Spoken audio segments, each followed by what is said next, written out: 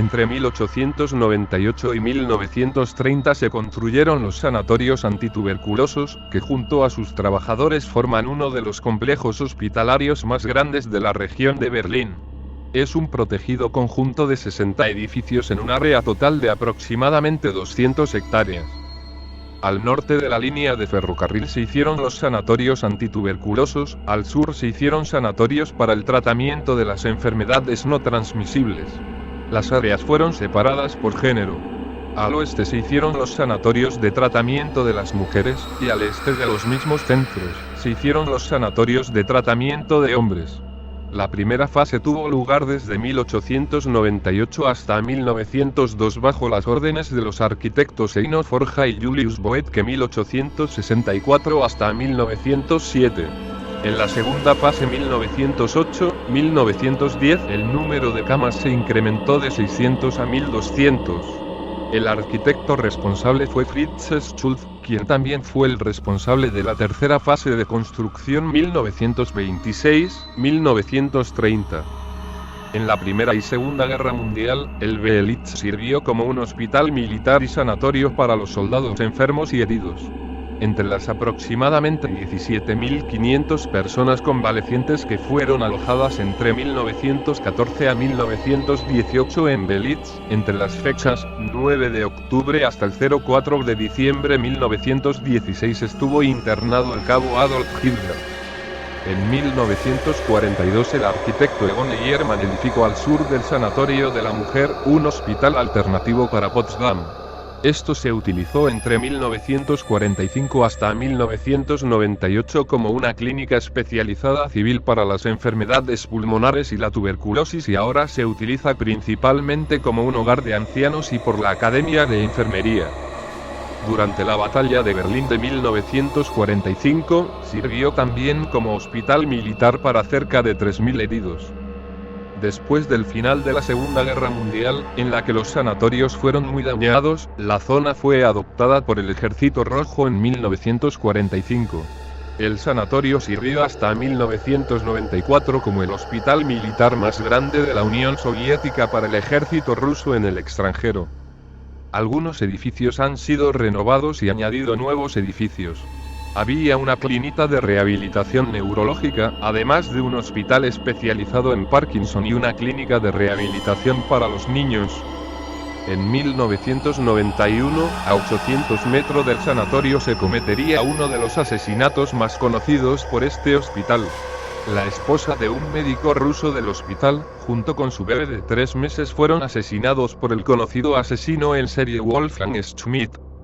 Y en 2008 asesinaron a un fotógrafo que tomó una serie de fotografías del hospital con tomas verdaderamente escalofriantes, que aún se pueden encontrar por internet.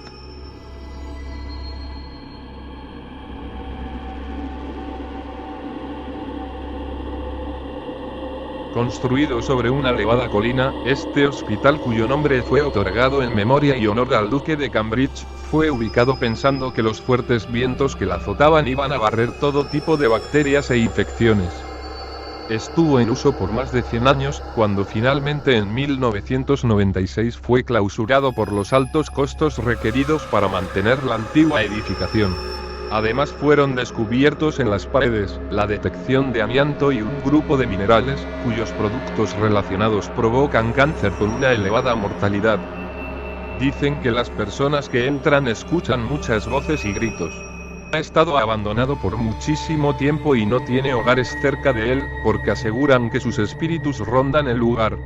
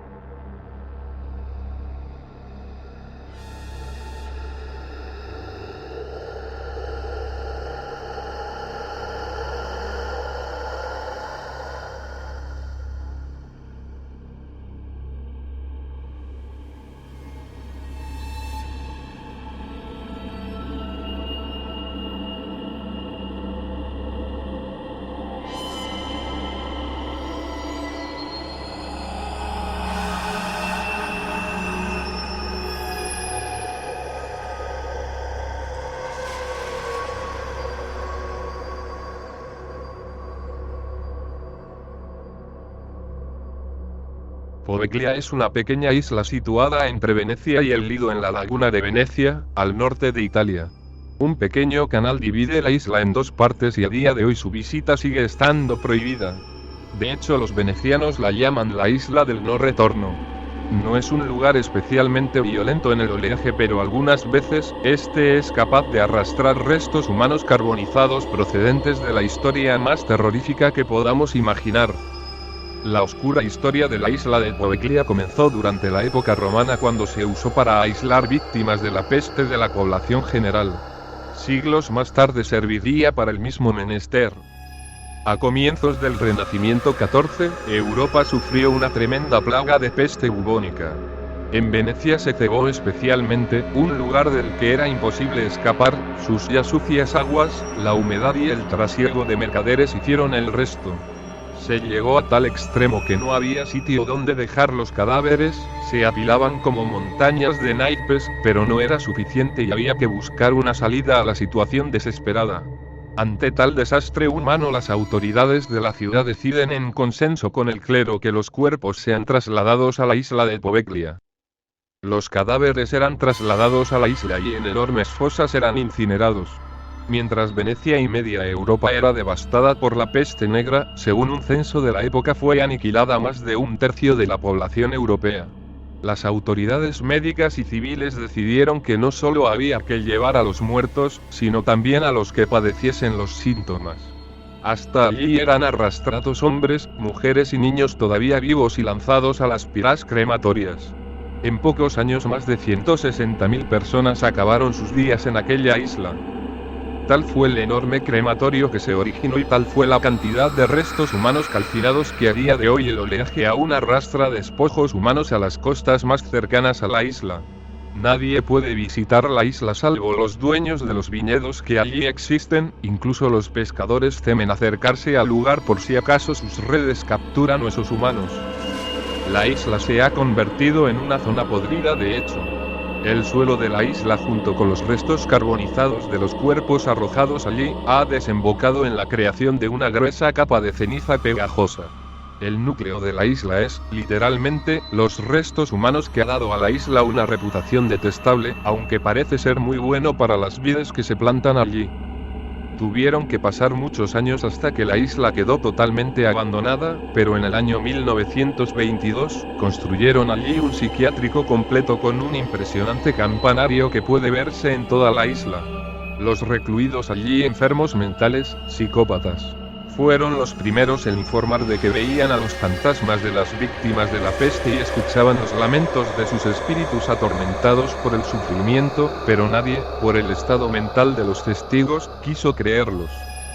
El director del psiquiátrico comenzó a experimentar con los pacientes nuevos métodos de curación. Lobotomías y trepanaciones eran prácticas habituales en los pacientes con herramientas rudimentarias como taladros de mano, pinceles y martillos. Muchos de ellos fueron llevados a la torre del campanario, donde fueron torturados y sometidos a una serie de inhumanos horrores. Según la tradición, después de muchos años de realizar estos actos inmorales, el malvado doctor empezó a ver los torturados espíritus de los muertos por la peste. Esto le llevó a subir a la torre del campanario, desde donde saltó, y según una enfermera que fue testigo de la caída, esta no le mató en el acto, sino que mientras el médico se retorcía de dolor en el suelo, una especie de niebla salió del suelo y lo estranguló hasta la muerte. Se rumorea que el espíritu del médico sigue entre los ladrillos del campanario y alguna que otra noche, se puede escuchar el repicar de la campana en toda la bahía. Aquel acontecimiento fue el final del psiquiátrico que hoy día aún permanece cerrado en Poveglia.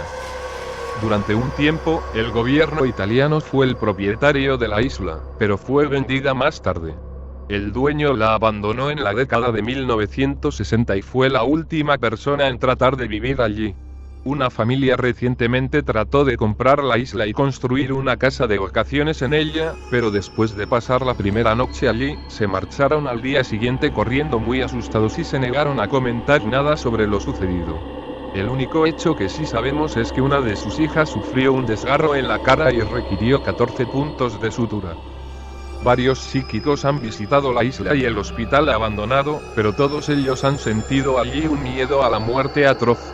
De vez en cuando algunos temerarios han esquivado las patrullas de la policía para explorar la isla, pero todo el mundo que lo ha hecho se ha negado a regresar diciendo que hay una atmósfera pesada maligna, que sientes como si alguien respirara sobre tu cuello, ves sombras en movimiento y que los gritos y gemidos de los torturados que atraviesan la isla hace insoportable permanecer allí. Un informe de unos buscadores de emociones equivocadas que huyeron de la isla, dice que después de entrar en el hospital abandonado, una voz sin cuerpo les ordenó, salgan inmediatamente y no vuelvan. Ellos nunca pudieron hacerlo. Actualmente, si bien solo durante los días ya que a la noche no queda nadie ahí, seguramente por ser de la zona y conocer las leyendas sobre ese lugar, se dice que la están refaccionando.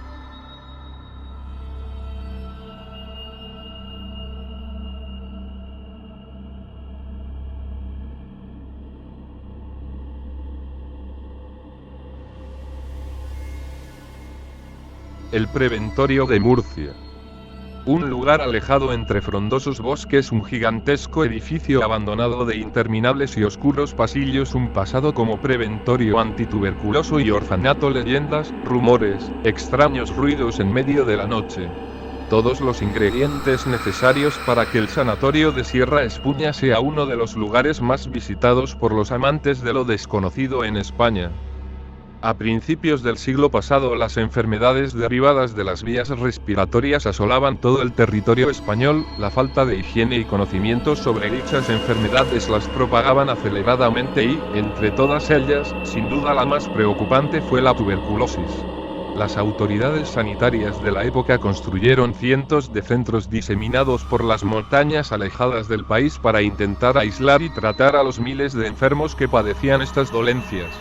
Bajo estas premisas, y por una acuciante necesidad, con mucho esfuerzo tanto económico como laboral, se fundó el Patronato Benéfico Social del Sanatorio Antituberculoso de Sierra Espuña, en Murcia.